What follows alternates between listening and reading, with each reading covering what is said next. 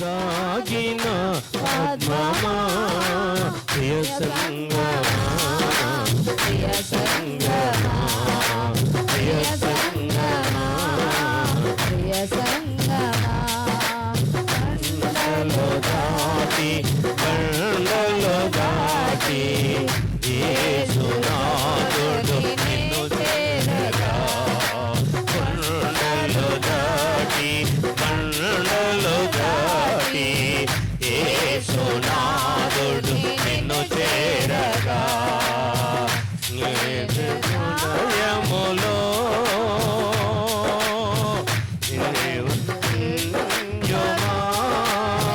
నీదు హృదయములో నివసింప చేయుమా ప్రియ సంగమా ప్రియ సంగమా నా ప్రియ సంగమా ప్రియ సంగమా ప్రియ సంగమా ప్రియ సంగమా ప్రియ సంగమా సారెను పొలములో పోసిన పోషమా అగాధ లోయలో దాగిన ఆత్మమా ప్రియ సంగమా ప్రియ సంగమా ప్రియ సంగమా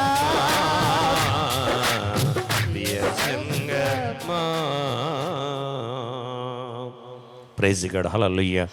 రేబా నీకు లూరరంద నా కషికారంద రేబా నీకు లూరరంద నా భాషికారంద. తండ్రి నీకు వందనాలు నాయన.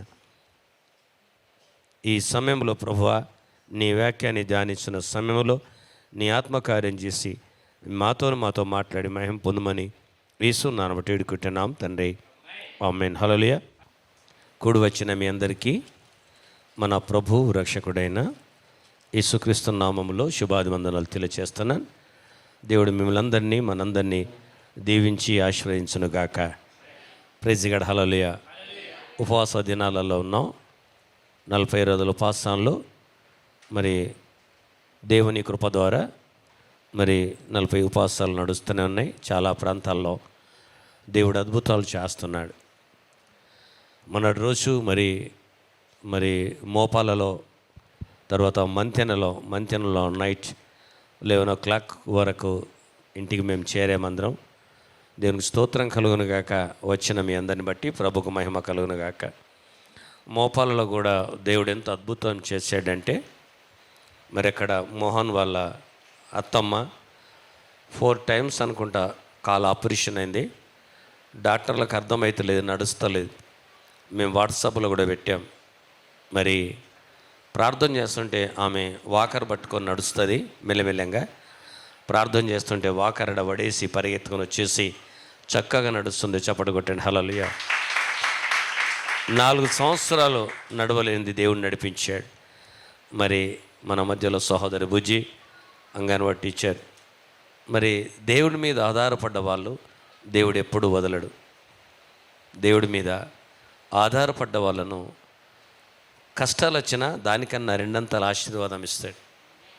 మరి సహోదరి ఎప్పుడు ఆమె ఏం చేస్తుందంటే ఆమె చేస్తున్న విషయం ఏంటంటే అయ్యగారి నోట్లకి వెళ్ళి ఏమొస్తుందో అని చూస్తుంది. ఆ అయ్యగారి నోట్లకి వెళ్ళి వచ్చింది, అది పట్టుకొని వెళ్ళిపోతుంది అంతే. కనుక దేవుడు తన ప్రార్థన వింటూ సహాయం చేస్తున్నాడు. ఉపవాస దినాలు దగ్గరికి వస్తున్నాయి కనుక జాగ్రత్త పడండి. ఈరోజు మనం వినే వాక్యము ఈరోజు చాలా ప్రాముఖ్యమైన విషయం మనము నేర్చుకుందాం. పరమగీతములు 2వ అధ్యాయం. పరమగీతములు 2వ అధ్యాయం మొదటి 2 వచనాలు మనము చదువుదాం. పరమగీతములు 2వ అధ్యాయము 1-2 వచనాలు చదువుదాం. నేను చదవండి. షారోను పొలములో పూయు పుష్పము వంటి దానను, లోయలలో పుట్టు పద్మము వంటి దానను. బలురక్కసి చెట్లలో వల్లి పద్మము కనబడినట్లు స్త్రీలలో నా ప్రియురాలు కనబడుచున్నది. Praise god. హల్లెలూయా. హల్లెలూయా. ఒకసారి మీ హృదయము ప్రభు తట్టు మళ్ళించండి. దేవుడు స్త్రీ అనే పదాన్ని సంఘముతో పోల్చాడు. స్త్రీ అనే పదం ఎక్కడెంత ఉంటుందో సంఘం అంటే మనం. ఈ సొలొమోను రచించిన ఈ పరమగీతాల్లో సంఘాన్ని, స్త్రీని, మనలను నువ్వు షారాను పొలములో పుయ్యబడ్డ పుష్పంతో పోల్చాడు. మనలను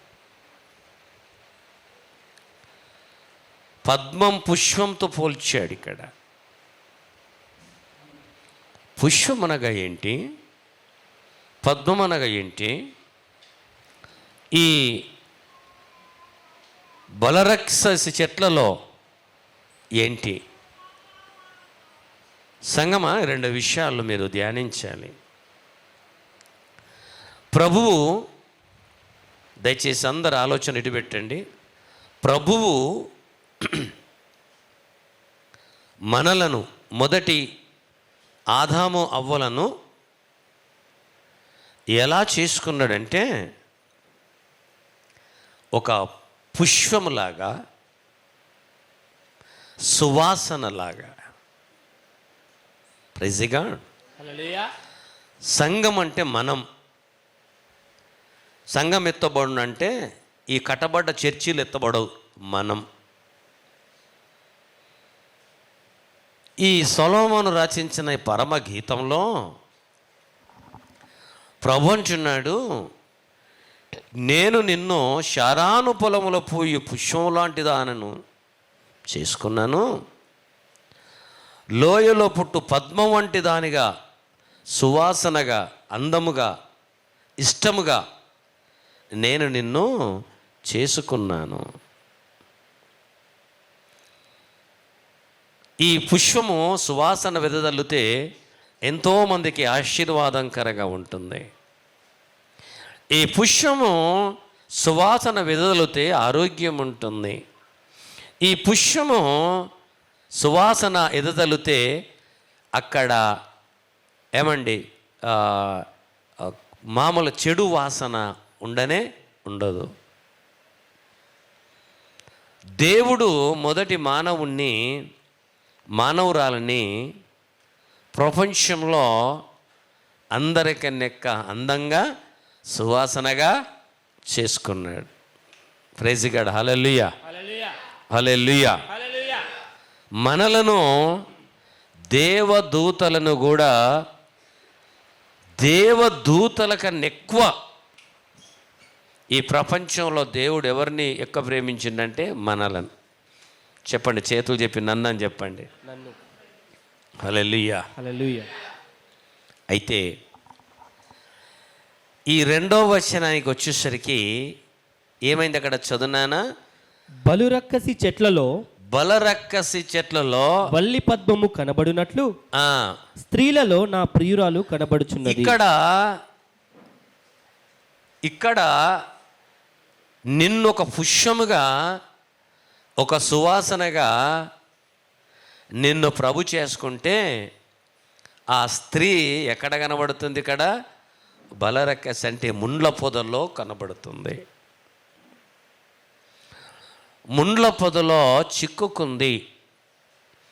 ముండ్ల పొదనగా ఈ పాపిష్టి లోకం, ఈ పాపిష్టి వ్యవస్థ, ఈ రోగాలు, ఈ వేదన, అప్పులు, సమస్యలు, ఇందులో చిక్కుకొని ఆ ముండ్ల పొదల నుండి ఈ సంఘం అనే స్త్రీ బయటికి రాకుండా కొట్టుకుంటుంది.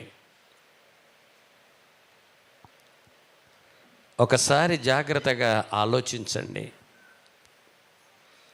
ప్రభు నిన్ను ముండ్ల పొదల వెయ్యలేడే? ప్రభు నీకు కష్టాలు ఇవ్వాలని చెయ్యలేడే? ప్రభు నిన్ను పుష్పంలా చేసుకున్నాడు. సొలొమోను మంటపంలో పుష్పంలా చేసుకున్నాడు, సువాసనగా చేసుకున్నాడు, అందంగా చేసుకున్నాడు. దాన్ని చూసి సాతానుకు లూసిఫర్కు మంట కలిగింది. నాకన్నా అందంగా చేసుకున్నావు, నాకన్నా నీ బిడ్డలను ప్రేమిస్తున్నావు, వాడికి వచ్చిన బాధ అదే.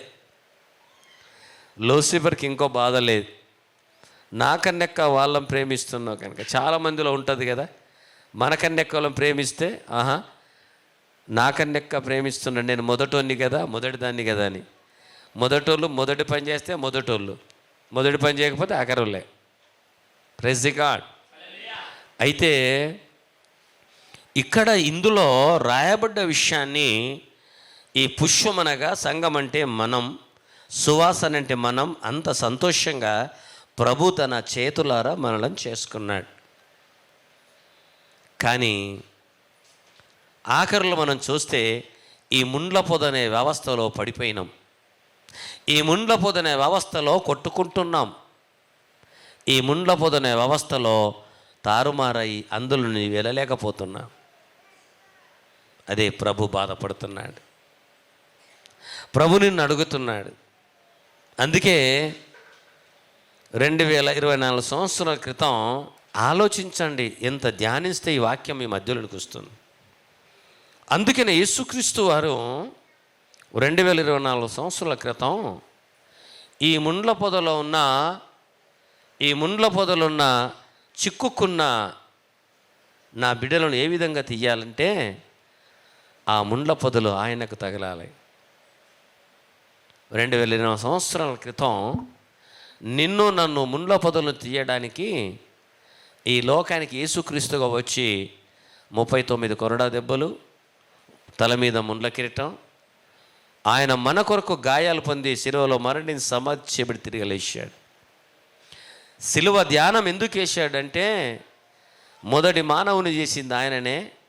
ఆ మొదటి మానవుడు చేసిన పాపానికి పాప పరిహార బలి కావాలంటే ఈ లోకములో మీరు ఒక్కసారి ఆలోచించండి. ప్రతివారు ఒక తండ్రికి జన్మిస్తారు, కానీ యేసుక్రీస్తు వారికి తండ్రి లేడు. ఆయనని పరిశుద్ధాత్మ జన్మించాడు కనుక ఆయనలో పాపము లేదు. ఈరోజు నిన్ను నన్ను కూడా ఆ ముండ్ల పొదల నుండి మనల్ని బయటికి తీశాడు. ఆయన శిలువ త్యాగం వలన ఈ 40 రోజులు ఉపవాసం చేస్తూ మనలను ఆ ముండ్ల పొదల నుండి బయటికి తెచ్చాడు. అందుకనే సొలొమోను రాస్తున్నాడు, ఈ శారాను పొలములో పూయబడ్డ పుష్పము, లోయలలో పట్టు పద్మం లాంటి దానవు, ఎందుకు నీవు ఏమంటే ముండ్ల పొదలోనికి నువ్వు వెళ్ళావు. ఈరోజు కూడా ఎంతోమంది క్రీస్తు రక్తంలో కడగబడ్డ మనం తిరిగి ఈ లోకమనే ముండ్ల పొదలకి వెళ్తున్నాం. నా ప్రియ సహోదరి సహోదరులరా, మనం విడిపింపబడ్డాం కనుక అందులోకి వెళ్ళే అవసరము లేదు అని వాక్యం ద్వారా ప్రభు చెప్తున్నాడు. అయితే ఏమి చేయాలి మరి అని అంటే ఒకసారి మనం చూద్దాం. దేవుని లేఖనాన్ని రాసుకోండి దయచేసి. మత్తయి సువార్త 7వ అధ్యాయము దయచేసి 13-14 వచనాన్ని చూద్దాం దయచేసి. ఇరుకు ద్వారమున ప్రవేశించుడి, నాశనమునకు పోవు ద్వారము వెడల్పును, ఆ దారి విశాలమునై ఉన్నది, దాని ద్వారా ప్రవేశించువారు అనేకులు. జీవమునకు పోవు ద్వారము ఇరుకును, ఆ దారి సంకుచితమునై ఉన్నది, దాని కనుగొని వారు కొందరే. చూడండి జాగ్రత్తగా, ఇక్కడ ముండ్ల పొదలో చిక్కుకున్న మనం ఈరోజు తిరిగి ఆ ముండ్ల పొదల నుండి బయటికి రావడానికి సాక్షాత్తు పరమాత్ముడు చెప్తున్న మాట వినండి. ఇరుకు మార్గములో నీవు నడవాల. ఇరుకు మార్గములో నీవు ఇరుకు మార్గం అంటే ఏంటంటే దేవుడు చెప్పిన మాట ప్రకారము బ్రతకడమే ఇరుకు మార్గం. తర్వాత నాశనమునకు పోవు దారము అది వెడల్పుంది. ముందే చెప్తున్నాడు ఇక్కడ. బైబిల్లో యేసుప్రభు ఎక్కడ పాపం చేయలే. పాపము మానవులు చేశారు. దావీదు పాపం చేశాడు. చాలామంది వాళ్ళు చేశారు, అది తప్పు అని బైబిల్ ఖండించింది. లోతు సమయంలో జరిగినప్పుడు కూడా అది తప్పు అని దేవుడు ఖండించాడు. పాపం చేయమని చెప్పలా. ఈ రోజుల్లో కొంతమంది తెలివి తక్కువలు ఎక్కడేం పని దొరకనట్లు మీ యేసు ప్రభు చేసినట్లు చూయించమనండి, మేము ఇతరుల విషయం చూపిస్తాను, లక్ష్యాలు చూపిస్తాను. కానీ యేసు ప్రభు ఎక్కడ పాపం చేసేవారిని చెయ్యొద్దని చెప్పాడు. అందుకనే ఈ ముండ్ల పొదలు నువ్వు తీయబడాలంటే, మళ్ళీ నువ్వు ఇండ్ల పొదలకు వెళ్ళకుండా ఉండాలంటే ఇరుకు మార్గంలో నీవు నడువు. ఈ ఇరుకు మార్గము నిన్ను జీవంలోనికి తీసుకెళ్తుంది. ఇరుకు మార్గం, విశాల మార్గము నిన్ను ఎక్కడ తీసుకెళ్తుందంటే నిత్య నరకానికి తీసుకెళ్తుంది. ఆ రోజు ఆదాము మొదటి మానవుడు అవ్వ చేసిన పాపం మళ్ళీ మనము చెయ్యొద్దు. ఒకసారి మన గుండెల మీద చేసుకొని మనం ఆలోచించాలి. ఈరోజు నువ్వు ఇరుకు మార్గంకి వెళ్తున్నావా, విశాల మార్గం వెళ్తున్నావా? ఇంకో మాట అంటుండు, విశాల మార్గం అనేకులు వెళ్తారు, ఇరుకు మార్గం కొంతమందే వస్తారు. అయ్యగారు హెచ్చరించినప్పుడు చాలా బాధ కలుగుతుంది కదా. చాలా నన్నే అంటుండు అనుకుంటారు, కానీ ఎవరిని ఉద్దేశించి బైబిల్ చెప్పదు. నేను ఇక్కడ పులిపూట మీద నిలబడ్డాను, దేవుని ప్రసన్నత నాతో ఉంది. మీ అందరి ఆత్మల కొరకు దేవుడు మాట్లాడుతున్నాడు. దీన్ని నువ్వు రిసీవ్ చేసుకునే విధం నీ మీద ఉంది. నువ్వు ఏ విధంగా వాక్యాన్ని రిసీవ్ చేసుకుంటావో ఆ విధంగా నువ్వు ఆశీర్వదింపబడతావు. ప్రైజ్ గాడ్, హల్లెలూయా. రైట్, ప్రైజ్ గాడ్, హల్లెలూయా. మీరు ఇక్కడ వినండి జాగ్రత్తగా. ఈరోజు నీవు ఏ మార్గంలో నడుస్తున్నావు? కేవలం బోధించడం మన పని. నడుస్తావా నడవవా నీ ఇష్టం. దేవుడు అన్నాడు ఆదామవ్వతో, ఈ పండు తినకన్నాడు. ఆయన అద్దన్న పని చేసినప్పుడు పనిష్మెంట్. ఈరోజు కూడా ఇరుకు మార్గములు నడిస్తే నీకు ఆశీర్వాదం వస్తుంది చెప్పాడు. ఇక్కడ విశాల మార్గం నడిస్తే అది నాశనానికి వెళ్తుంది. ఇరుకు మార్గము జీవమునకు పోతుంది, విశాల మార్గము నిన్ను నరకానికి తీసుకెళ్తుంది. ఈరోజు నువ్వు ఏ మార్గంలో నడుస్తున్నా, నువ్వు ఏ మార్గంలో బయలుదేరుతున్నావు ఒక్కసారి నువ్వు ఆలోచించాలని ప్రభు చెప్తున్నాడు. నిన్ను 2024 క్రితమే నిన్ను అందులో విడిపించాడు. ఆ ముండ్ల పొద నుండి నిన్ను విడిపించాడు. ముండ్ల పొదనగా ఈ లోకములున్న వ్యవస్థ. ఆ వ్యవస్థలో నువ్వు చిక్కుముట్లాడుతున్నావు, ఆ వ్యవస్థలో నువ్వు కొట్లాడుతున్నావు.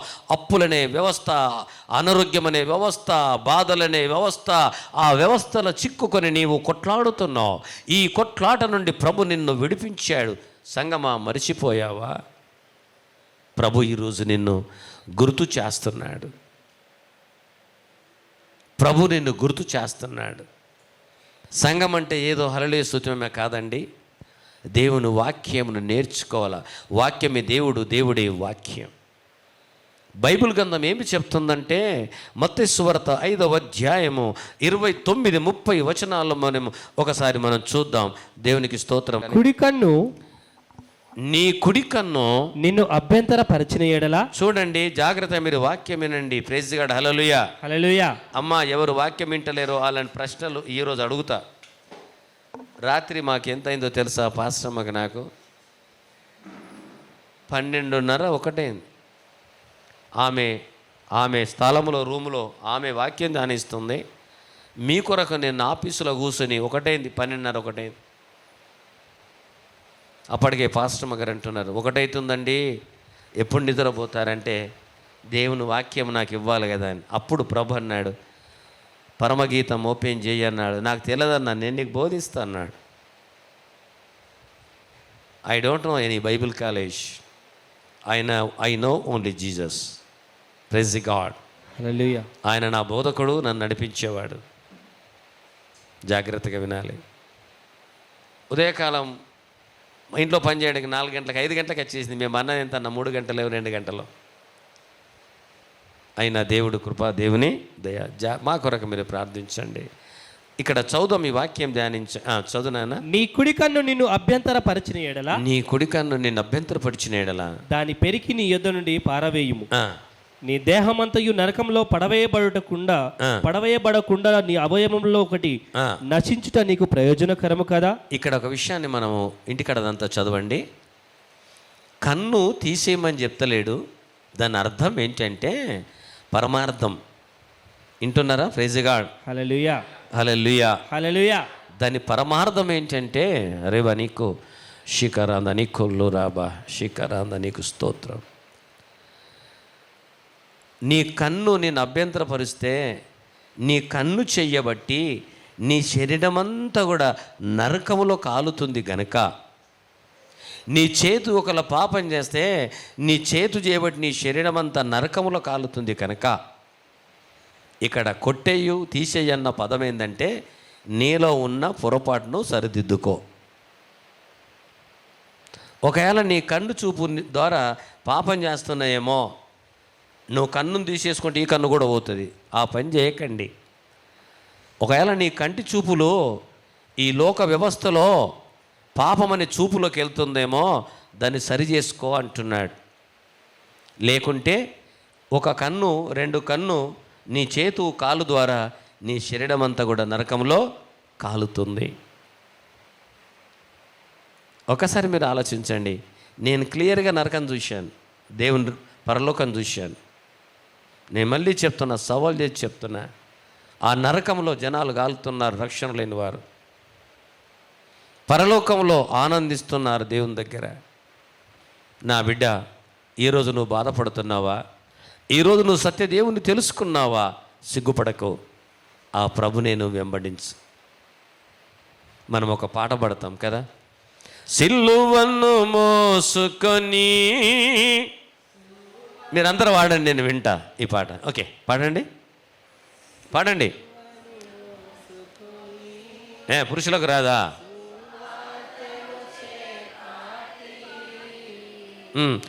యేసుని వెంబడింప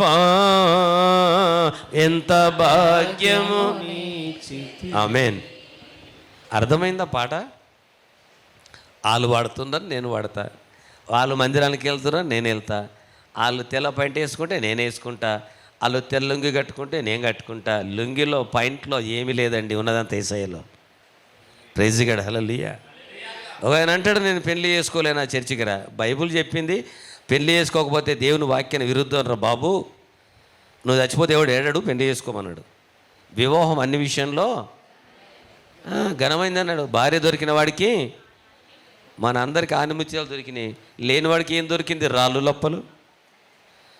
రాళ్ళు లప్పలు. అలాంటి సంఘానికి పోతే మీకు ఏమవుతుంది? రాళ్ళు లప్పలే దొరుకుతాయి. అవునా కదా? Praise God. దేవుడు చెప్పాడు, నరుడు కానీ నారి కానీ ఒంటరిగా ఉండద్దు. మీరేమంటారంటే, అయ్యగారు పెళ్ళే చేసుకోలే, తెల్ల లుంగి కట్టుకున్నాడు, పవిత్రంగా ఉంది. ఆ లుంగి ఎడగొన్నాడు, చెన్నై షాపుల మాలో లేక సౌత్ ఇండియనో ఏదో షాపులో. ఆ షాపుడు వేసే నమ్ముకున్నాడు, నమ్మరుడు. మరి ముట్టుడు కాదు. కాకమ్మ కథలద్దు, వాక్యం కావాలా. Praise God. అర్థమైందా మీకు? హల్లెలూయా. అయితే ఇక్కడ బైబిల్ యొక్క పరమార్థం ఏంటంటే, ప్రియ సంగమా, ఒకవేళ నీ చేతు పాపానికి వెళ్తుందనుకో, దాన్ని సరి చేసుకో. నీ కన్ను పాపాన్ని చూస్తుందేమో, సరి చేసుకో. లేకుంటే నీ కన్ను, నీ చేతు, నీ కాలు చేయబట్టి నీ శరీరం అంతా కూడా నరకానికి వెళ్తుంది. ఎందుకు? నేను ఆ ముండ్ల పదు నుంచి విడిపించాను కనుక నువ్వు మళ్ళీ వెళ్ళడం నాకు ఇష్టము లేదు. ఎక్కడుండడం ఇష్టం మనము దేవుడికి? ఆయన దగ్గర, ఆయన సన్నిధిలో, ఆయన ఒడిలో కూర్చోవాలని దేవుడికి ఇష్టం. మనం ఏం చేస్తున్నాం? ముండ్ల పొదల కొరుకుతున్నాం. ఏమండి, దయచేసి ఈ పరిశుద్ధ లేఖనం వింటున్న నీవు నేను కూడా మన జీవితాన్ని సరి చేసుకుందాం. మత్తయి సువార్త 3:2 చూద్దాం. దయచేసి మీరు క్లియర్గా చదవండి. పరలోక రాజ్యము సమీపించి ఉన్నది. ఏమన్నాడు? మీరు అందరూ చెప్పాలి ఒకసారి. ఏమన్నాడు? నాకు వినబడతలేదమ్మా. ఎవరు చెప్పారు ఇది?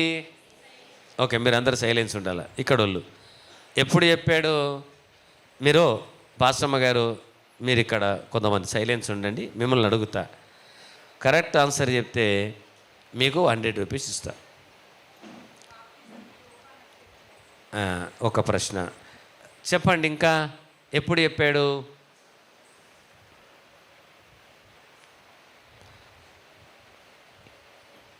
కొద్దిగా గొప్పనో బైబిల్ ధ్యానించండి. టైమే దొరకదు మీ దగ్గర. డ్యూటీలు. ఆదివారం తప్ప పెట్టెలకు వెళ్ళే సెల్పులకు వెళ్ళే బైబిలే తీయరు.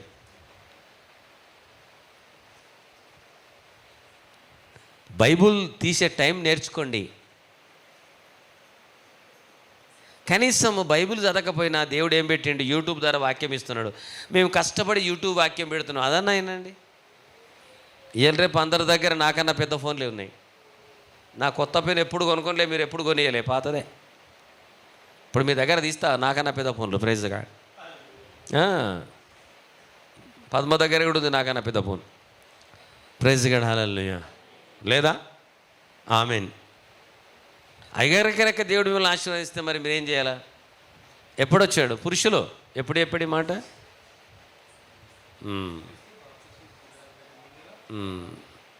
2024 క్రితం చెప్పిండి మాట. 2024లో ప్రభొచ్చుండి కనుక వచ్చినాక చెప్పిన మాట ఇది. 2024 నుంచి చెప్తున్నాడు నేను వస్తున్నా అని. అర్థమైందా మీకు? Praise god. హల్లెలూయా. క్వశ్చన్ వేయాలా మరి? వస్తున్నాడని 2024 సంవత్సరాలు నడుస్తుంటే ఇంకెందుకు రాలే? ఎగ్జాంపుల్ చెప్తాను. అరే నిలబడరా బాబు, అడు బైబిల్ చెప్తలేడు. పాప నిలబడమ్మా, నువ్వు నిలబడరా రై. ఇంకా పిల్లలు ఎవరు ఉన్నారా? నిలబడరా. సరే, ఈ పిల్లలు ఉన్నారు, వీళ్ళకి రక్షణ ఉందా? ఓకేనా? పిల్లలు అందరు ఉన్నారు. మరి ఏ సుప్రభత్తులు ఎడిపోతారు? ఒకటి, మన కుటుంబంలో ఎంతమంది రక్షణ లేకుండా ఉన్నారు? 2, 2024 నుండి దేవుడు రక్షణ పొందని వారి కొరకు రక్షణ తీసుకోవడానికి వీళ్ళందరి కొరకు ఆయన ఆలస్యం చేస్తున్నాడు. సపోర్ట్ కొట్టండి, కూర్చోండి. అర్థమవుతుందా? 1 రక్షణ పొందడానికి, 2 రక్షణ తీసుకున్న వాళ్ళు ముండ్ల పొదల నుండి బయటికి రావడానికి. ఇక్కడనే ఎంతమంది ఉంటే ప్రపంచంలో ఎంతమంది ఉన్నారు? నిజామాబాద్ ఎంతమంది ఉన్నారు? చుట్టుపక్కల ఉన్న ఎంతమంది రక్షణ పొందనలేరు? ఇన్ని సంవత్సరాల వాక్యం వింటున్నారు కదా. కానీ ప్రభు వస్తాడు, వచ్చేటప్పుడు మాత్రం అందుకనే ఎందుకు ఆలస్యం చేస్తున్నాడంటే, ఎందుకు? నేను త్వరగా వచ్చుచున్నాను. పరలోక రాజ్యము సమీపించి ఉన్నది. పరలోక రాజ్యము ఎప్పుడు చెప్పిండి మాట? 2024లో. 2024లో చెప్పిన మాట. ఇంకెంతమంది మారిండ్రు? పరలోక రాజ్యం సమీపించి ఉన్నది, మారు మనసు పొందుడని ఏమన్నాడు? మారు మనసు పొందుడి. యూదయ అరణ్యంలో చాలు, మారు మనసు పొందుడి. క్రైస్తవత్వం అంతా కూడా మారు మనసులోనికి వెళ్ళాలి. అంటే అర్థమైంది, ముండ్ల కంపల నుండి బయటికి రావాలా. నేను ఒక స్టోరీ చెప్పాను, గుర్తుందా? చాలా స్థలాల్లో మనం ఏం చేస్తామంటే, పుణ్యం చేస్తే, దానధర్మాలు చేస్తే స్వర్గం పోతారు, దానధర్మం చేయకపోతే కుక్కనో నక్కనో ఏదో పుడతారు అంటారు కదా. Praise God. ఒక హస్బెండ్ చనిపోయాడట, ఒక ఆమెకు భర్త చనిపోయాడు. బాధలో ఉన్నారు, అయిపోయింది. వాళ్ళ ఇంటికి ఒక కొండెంగ వచ్చిందట. ఏమొచ్చింది? కొండెంగ ఎట్లుంటుంది? పెద్దగా ఉంటుంది. ఊరికే వాళ్ళ ఇంటికాడ ఉన్నదట. ఇంటికాడ అన్నం పెడితే తింటుందట. ఇప్పుడు అలా కొడుకు అడిగిండట, మమ్మీ ఈ కొండెంగ ఏంది ఊకే మన దగ్గర ఎందుంటే, మీ డాడీ కొండెంగాయ వచ్చిండ్రా అన్నదట. ఏమన్నదట? కొండెంగాయ దాన ధర్మాలు చేస్తే కొండెంగాయ పుట్టిండనమాట. మళ్ళా తెల్లారి కొండెంగలు వచ్చినాయట. ఏమొచ్చినాయట? మనకి ఇంతమంది డాడీలు ఉన్నారా అన్నాడట.